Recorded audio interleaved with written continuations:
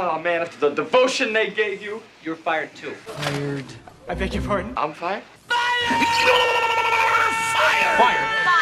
You know what, Summer? Hold on, Donald. Being a CEO means never having to say you're fired again.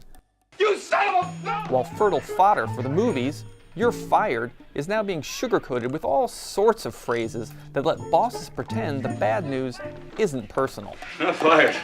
I'm technically furloughed. But jargon doesn't matter if you're the one who's getting fired. Take the word impact. It's defined as the striking of one body against another, or the force from a collision.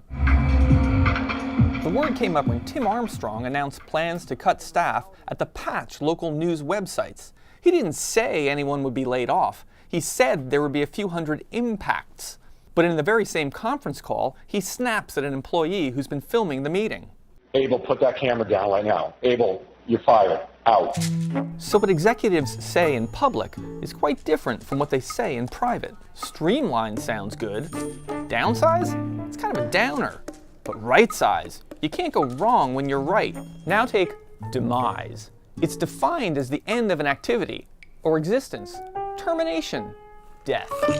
Last spring, the big bank HSBC took the language of layoffs to a new low when it announced that it would be demising the roles of nearly 1,000 employees. So the language encourages a kind of dissociation from the process, from your commitment to the corporation, from the things you do in its name. Jeff Nunberg is a linguist who says euphemisms are an easy way out. In a way, you could think of that as healthy. People are able to keep that separate. But in another way, it means that people really have trouble focusing on the moral consequences of their actions in corporate life. Companies lay off, they let go.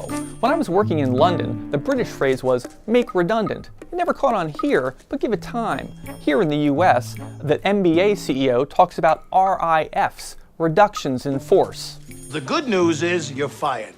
When you're writing a press release, you can carefully choose your words. But as Tim Armstrong demonstrated, sometimes there's no way to hide what the boss is really thinking. Piggy, I will not stand for it. I will not stand for it. What are you going to do? I'll tell you what I'm going to do, Piggy. I'm going to fire you. Piggy, you are fired. You are fired. Piggy, you are fired. Fired. You're kidding.